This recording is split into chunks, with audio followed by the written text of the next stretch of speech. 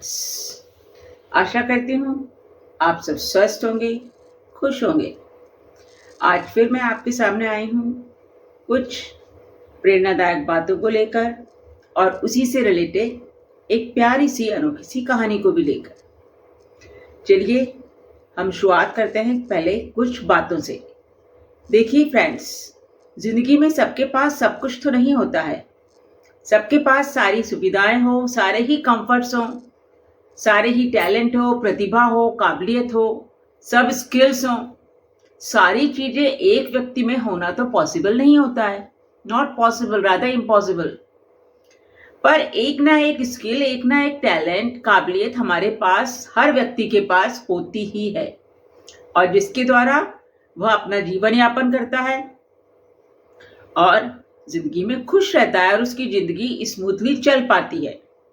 मतलब एक ना एक स्किल तो हमारे पास होती ही है फ्रेंड्स। मगर होगा क्या यदि हम अपनी इस स्किल्स को, काबिलियत को, प्रतिभा को यूज ही नहीं करेंगे, उसमें निरंतरता नहीं बनाएंगे, उसमें कंसिस्टेंसी नहीं रहेगी, तो क्या होगा? वह चीज, मतलब जिस चीज को आप यूज नहीं करते वो क्या होती है? धीरे धीरे वो खराब होने लगती है, बिगड़ने लगती है, बेकार हो जाती है, और धीरे धीरे हम उसको भूल भी जाते हैं। तो फ्रेंड्स, हमें अपनी स्किल्स को, अपनी प्रतिभा को अगर निखारना है तो कंसिस्टेंसी बनाए रखना है, निरंतरता बनाए रखना है। चलिए आपको कुछ एग्जांपल्स देती हूँ। एक सिंगर है जिसका गला बहुत ही सुरीला गला है, बहुत सुंदर गाता है, बहुत सुरीला गाता है, मगर वह डेली रियाज नहीं करेगा, प्रैक्टिस ही नहीं करेगा, तो धीरे धीरे क्या होगा? उसका सुरीलापन कम हो जाएगा और सुर ताल में भी बैलेंस नहीं बनेगा, गड़बड़ा जाएगी सुर ताल। तो वो अपनी स्किल को, अपने टैलेंट को खो देगा, बिगाड़ देगा। अब मान लीजिए एक पेंटर है, बहुत अच्छी पेंटिंग करता है, बहुत अच्छे कलर्स का यूज करता है, बहुत अच्छे कॉम्बिनेशन है उसके पास, मगर वह 6 महीने बाद यदि ब्रश उठाता है कि नहीं भाई मैं तो अभी नहीं करूंगा, अभी तो मेरा मूड नहीं है पेंटिंग करने का, मैं बाद में करूंगा, और जब 6 महीने बाद वो ब्रश उठाएगा तो वो काफी कुछ भूल चुका होगा। ब्रश से स्ट्रोक्स नहीं लगा पाएगा, कलर्स प्रॉपर्ली यूज नहीं कर पाएगा, उसकी एफिशिएंसी कम हो जाएगी, क्वालिटी नहीं रहेगी वर्क में। तो ये तो हो गया पेंटर का हाल। अब आप स्टूडेंट्स का भी हाल सुन लीजिए।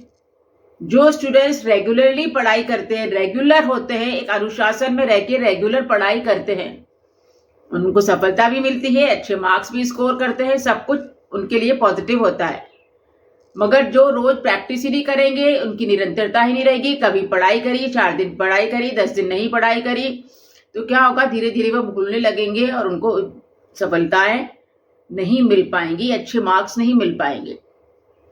तो फ्रेंड्स, हम आपसे बस यही कहने की कोशिश कर रहे हैं कि आपके पास जो प्रतिभा है, आपके पास जो भी गुण है, टैलेंट है, स्किल है, उसमें यदि आपको शार्पन करना है तो आपको उसमें निरंतरता, कंसिस्टेंसी जरूर बनाए रखनी होगी, नहीं तो उसमें जंक लग जाएगा, वह ब्लंट हो जाएगी।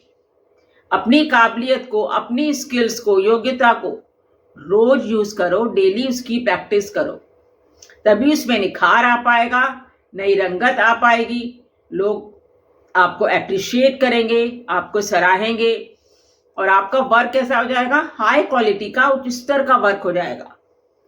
तो फ्रेंड्स, हमेशा कंसिस्टेंसी रखिए अपनी लाइफ में। चलिए इसी से रिलेटेड एक बहुत प्यारी सी कहानी है जिसको मैंने प्रेरणादायक कहानियों के संग्रह से लिया है, और ये प्रेरणादायक कहानियां मतलब बाय मिस्टर सरवर चौधरी। इनकी कहानियां मुझे हमेशा प्रेरणा देती हैं, तो उन्हीं कहानी के संग्रह से मैंने ये कहानी उठाई है। चलिए मैं आपके साथ भी शेयर करती हूँ, ध्यान से सुनिए। सो फ्रेंड्स, मैं कहानी शुरू करती हूँ। एक बार क्या हुआ, देवताओं के राजा इंद्र थे। वे किसानों से नाराज हो गए किसी बात को लेकर, और उन्होंने कहा कि अब मैं 12 वर्षों तक वर्षा ही नहीं करूंगा, बारिश नहीं होगी 12 वर्षों तक। सारे किसान बहुत ही ज्यादा चिंतित हो गए कि अरे भाई बारिश नहीं होगी तो हमारा क्या होगा, हमारे खेत खलिहान में फसल कैसे आएगी। और वे सब इंद्र भगवान के पास गए और उनसे हाथ जोड़ के रिक्वेस्ट करी, प्रार्थना करने लगे कि आप ऐसा मत करिए। मगर इंद्र भगवान ने कहा ठीक है, जब भी भगवान शंकर का डमरू बज जाएगा तब वर्षा हो जाएगी। मगर उन्होंने क्या करा, भगवान शंकर से एक गुप्त वार्ता भी कर ली कि कभी किसान आपके पास आए तो आप उनकी बातों से सहमत मत होना। अब किसान क्या था, भगवान शंकर जी के पास गए। शंकर जी बोले नहीं भाई, अब तो वर्षा 12 वर्षों के बाद ही होगी, 12 वर्षों बाद ही मेरा डमरू बजेगा। सब किसान हतोत्साहित हो गए, निराश हो गए और उन्होंने खेती का काम करना छोड़ दिया। उन्होंने सोचा क्या करना काम करके जब वर्षा होगी ही नहीं। किंतु एक किसान ने काम करना नहीं छोड़ा। वह नियमित रूप से अपने खेत को जोतता था, निदाई करता था, गुड़ाई करता था और बीज बोता था, खूब मेहनत करता था अपने खेत में। तो उसका इस तरह का काम देखकर जो दूसरे किसान थे वे उसके पास आए और उसका मजाक उड़ाने लगे कि तुम ये क्यों कर रहे हो, 12 वर्षों तक तो पानी बरसेगा ही नहीं, वर्षा होगी ही नहीं। तुम अपना समय की बर्बादी, अपनी ऊर्जा को क्यों वेस्ट कर रहे हो, टाइम भी वेस्ट कर रहे हो, एनर्जी भी वेस्ट कर रहे हो। तो वो किसान बोला नहीं भाई, मेरे को मालूम है कि 12 वर्षों के बाद ही वर्षा होगी, मगर यह सब कार्य मैं अपने अभ्यास के लिए कर रहा हूं, क्योंकि 12 वर्षों तक मैं यदि काम करूंगा ही नहीं तो मैं श्रम करना भूल जाऊंगा, परिश्रम मेहनत करना ही भूल जाऊंगा, मैं मेहनत ही नहीं कर पाऊंगा, मेरे पास श्रम करने की आदत मेरी खत्म हो जाएगी।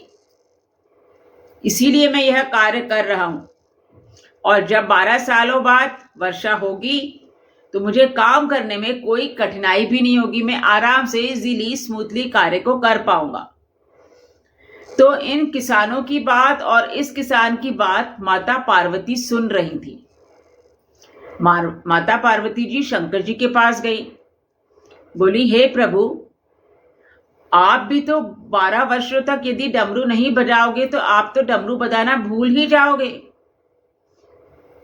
तो आप ये गलत कर रहे हो। तो भोलेनाथ चिंतित हो गए, बोले हाँ, पार्वती देवी सही बात बोल रही है। और उन्होंने डमरू उठाया और डमरू बजाने का प्रयत्न करने लगे। जैसे ही उन्होंने प्रयत्न करा डमरू बज उठा। अब डमरू का बजना था तो वर्षा होने लगी। वर्षा होने लगी तो जो खेत जिस किसान के खेत में नियमित रूप से सब कार्य हो रहा था, जो किसान मेहनत कर रहा था, वह खेत फसल से लहराने लगा। खूब अच्छी फसल हुई, भरपूर फसल हुई और वह किसान भी खुश हो गया। बाकी किसान पश्चाताप करने लगे कि और वह क्योंकि अपना कार्य करना भूल ही गए थे, मेहनत करने का कार्य ही भूल गए थे, मेहनत करने की शक्ति ही उनके पास खत्म हो गई थी, आलसी हो गए थे वो। तो फ्रेंड्स, मैं आपसे बस यही कहना चाह रही हूं कि डमरू तो कभी भी बज सकता है। Be prepared for it any time, any second, any minute. कभी भी आपका डमरू बज सकता है, आप उसके लिए शारीरिक व मानसिक रूप से तैयार रहिए। सो फ्रेंड्स, जैसा कि मैंने पहले भी आपको कहा है कि डमरू तो कभी भी बज सकता है। और डमरू क्या इंडिकेट करता है? डमरू इंडिकेट्स अपॉर्चुनिटीज, मौका, चांस, अवसर, ये इंडिकेट करता है। इसीलिए आपको हर क्षण हर पल कार्य करते ही रहना चाहिए, अपने स्किल्स को, अपनी योग्यताओं को शार्पन करते रहना चाहिए। यदि आप इसे यूज नहीं करेंगे तो वह ब्लंट हो जाएंगी और जब भी आपको कोई मौका मिलेगा कार्य करने को तो आप उसको कुशलतापूर्वक अपने कार्य को नहीं कर पाएंगे और उसमें सफल नहीं हो पाएंगे, आपको फेलियर मिल जाएगा। किंतु यदि आप अपनी स्किल्स को शार्पन करते रहेंगे, डेली इसका अभ्यास करेंगे, तो आप हर कार्य को कुशलतापूर्वक कर पाएंगे, आपको एप्रिसिएशन मिलेगा, आपकी वर्क क्वालिटी इंप्रूव होगी और आप कार्य को बेहतर तरीके से करेंगे, आपको यश सम्मान सब मिलेगा जिंदगी में। सो फ्रेंड्स, कभी भी नकारात्मक बातों की ओर ध्यान मत दीजिए। इस नेगेटिविटी से हमेशा दूर रहिए, पॉजिटिविटी बनाए रखिए। अपने कार्य पे, अपने व्यवसाय पे, जो भी आपका व्यवसाय है, जो भी आपका कार्य है, जो भी आपकी कुशलताएं हैं, योग्यता है, उसकी धार को पैनी करते रहिए।